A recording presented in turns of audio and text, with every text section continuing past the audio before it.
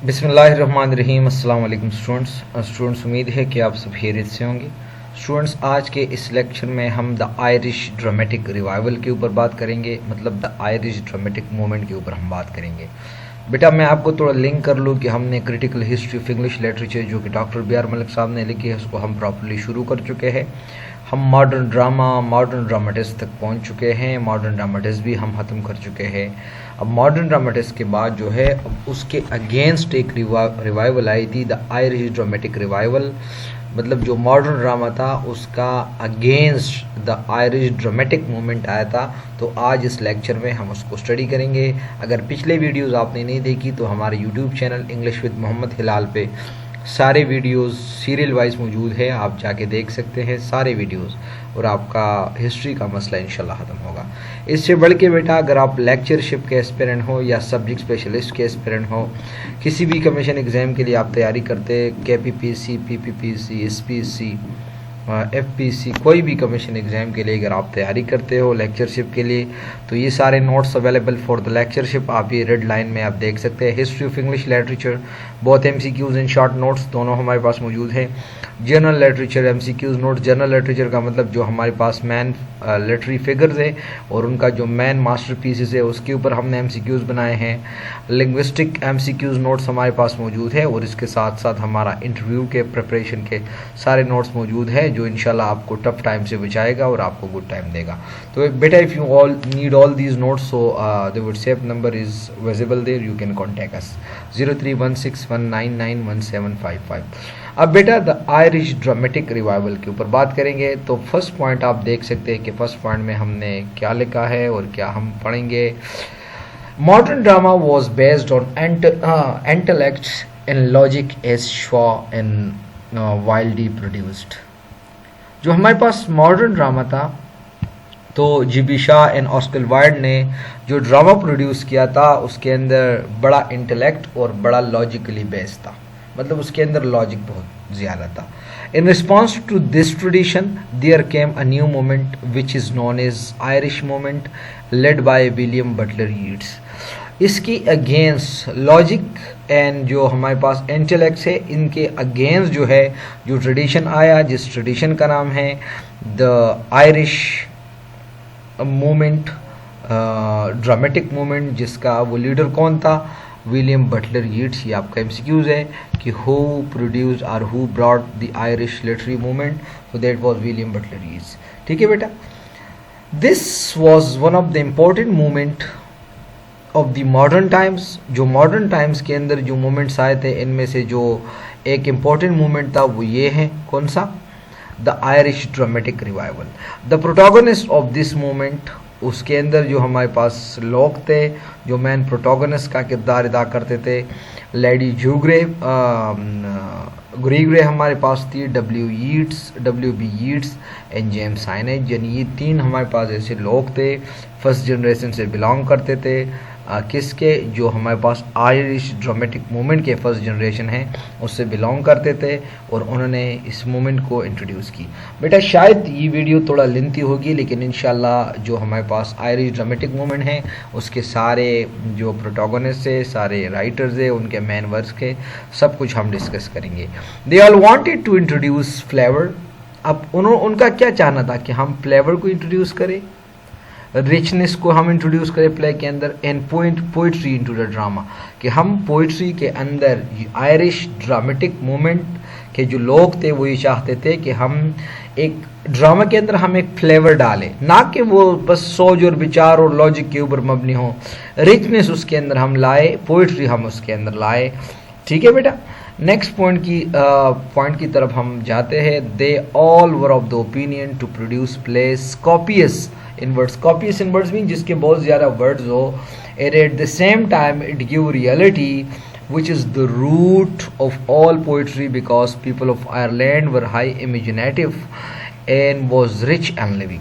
उनका यही कहना था कि हम बहुत ज़्यादा जिसके अंदर बहुत ज़्यादा वर्ड्स हो, जिसके अंदर एक इमेजरी जैसे क्रिएट करे, एक इमेजिनेशन जो है हाईली इमेजिनेटिव, हम ऐसे प्लेस को प्रोड्यूस करें जो कि हाईली इमेजिनेटिव हो, और इसके अंदर हमारे पास क्या हो, देखें, at the same time to give reality which is the root of poetry, जो कि रियलिटी भी दे प्ले, जो कि पोइट्री का एक रूट है।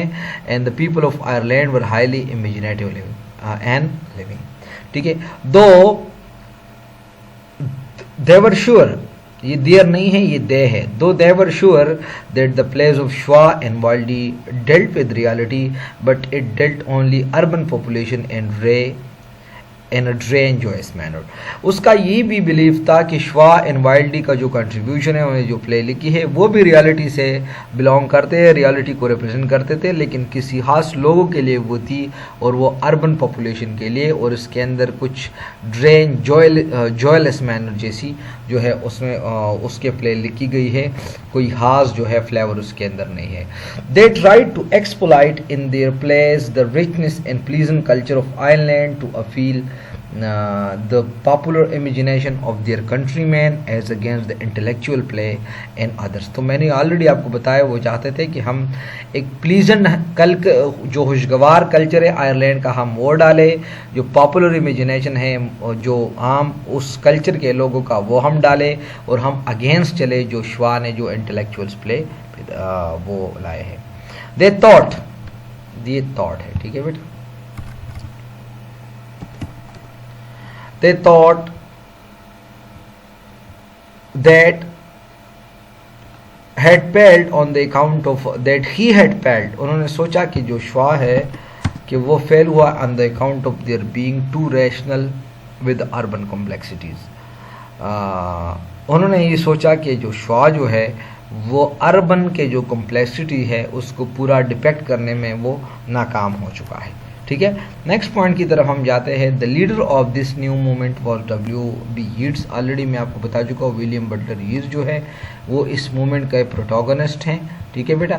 He was born in Dublin, ये उसके बारे में स्पेसिफिक हैं कि वो डबलिन में पैदा हुआ आयरलैंड में।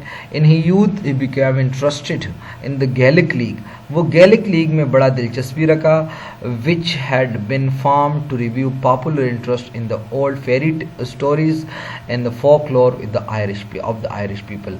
और ये गैलिक लीग जो था, ये हमारे पास एक लीग था, एक ग्रुप था जो कि क्या करता था, वो रिव्यू करता था popular interest in the old fairy stories, और जो हमारे पास फोकलॉर है, फोकलॉर तो आप लोग जानते हैं ना, जो मशहूर डिक्टम्स हमारे पास होते हैं किसी इलाके या किसी कंट्री के मशहूर होते हैं आयरिश पीपल का।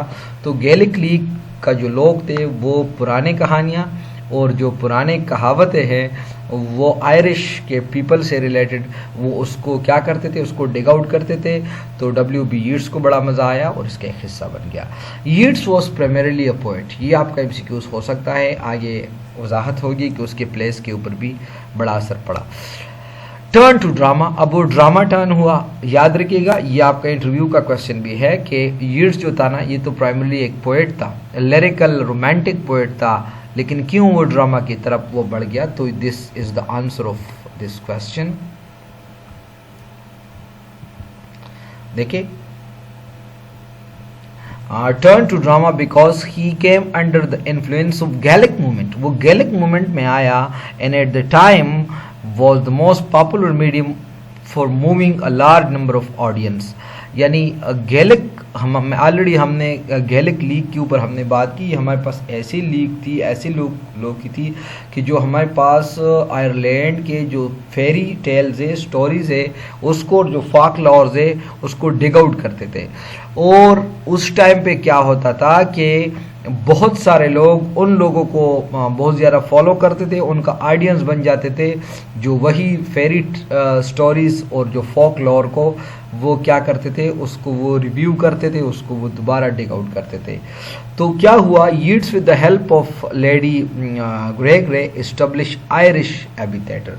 तो वो लेडी ग्रेगरे के हेल्प के साथ जो है उन्होंने एक थिएटर इस्टेब्लिश की। This theatre gave performances to each plays and in the course of time it grew into Irish National Theatre Society. बाद में जो है ये बड़ा आयरिश नेशनल थिएटर सोसाइटी भी बन गया, which constructed the famous Abbey theatre in Dublin, जो कि बाद में जो है वो डबलिन के अंदर बहुत ग्रेट थिएटर भी एबी थिएटर के नाम से बन गई। ठीक है बेटा, तो वो क्यों, वो तो एक हमारे पास एक पोएट था, वो क्यों वो ड्रामा की तरफ मुड़ गया, क्योंकि उस टाइम पे जो है वो फेरी टेल्स, गैलिक थिएटर वाले लोग जो है fairy tales and folk tales को वो क्या कर फोकलॉर्स को वो डिक आउट करते थे और फिर वो सुनाते थे, और बहुत सारे लोग जो थे, ऑडियंस बहुत ज़्यादा होते थे, तो उनको बड़ा मज़ा आया कि मैं भी इस तरह बन जाऊँ, और वो जो है इस तरह उन्होंने बन गया यीट्स। और उसके प्लेस के अंदर भी बहुत सारे यानी ये चीज़ें आपको नजर आएंगे।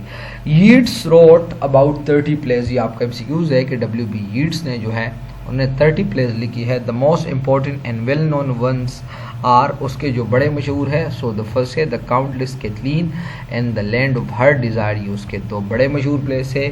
But the popularity of this plays depend more upon the poetic charm, ये पॉपुलर है कि उसके अंदर पोएटिक चार्म बहुत ज़्यादा है, एंड स्ट्रेंजनेस, और इसके अंदर स्ट्रेंजनेस है, then upon the dramatic power, यानी ड्रामेटिक पावर उसके अंदर कम है लेकिन उसके अंदर पोएटिक चार्म एंड स्ट्रेंजनेस बहुत ज़्यादा है। अब क्यों उसके अंदर ड्रामेटिक जो पावर है वो कम है, ऑलरेडी मैं बता दिया कि वो हमारे पास एक पोएट था primarily, being primarily a poet he could not handle the dramatic form with the ease, तो वो आसानी से ड्रामेटिक फॉर्म को नहीं ला सकता।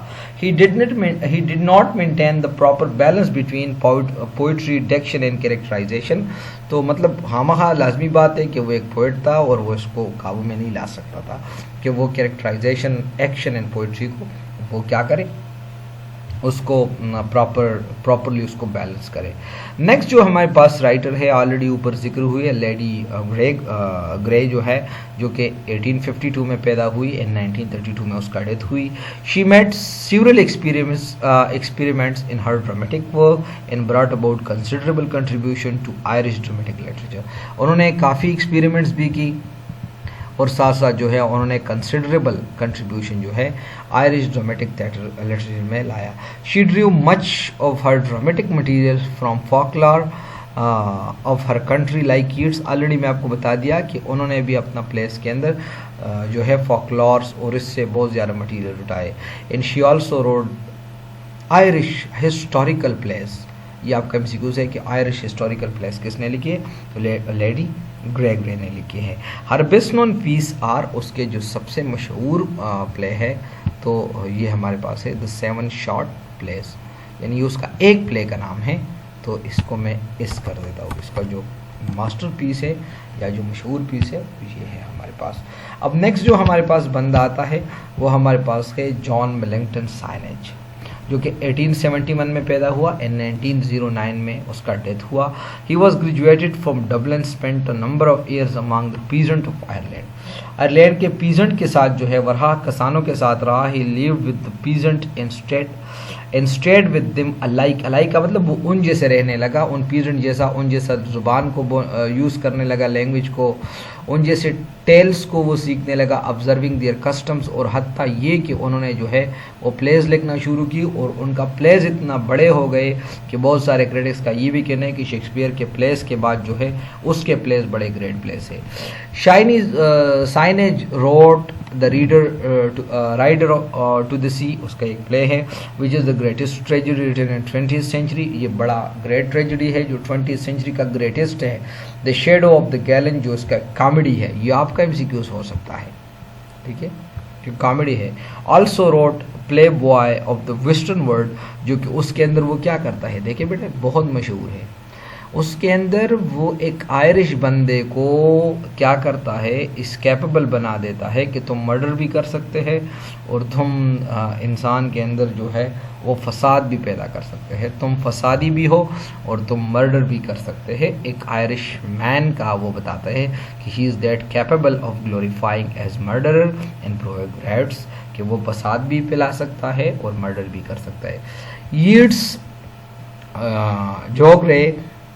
Greg Ray and Sainage were the leading figures of the older generation, already मैं आपको बता दिया कि they were the leading figure of the older generation। अब यंग जनरेशन में हमारे पास एक बंदा आता है जिसका नाम है सैनो कैजे।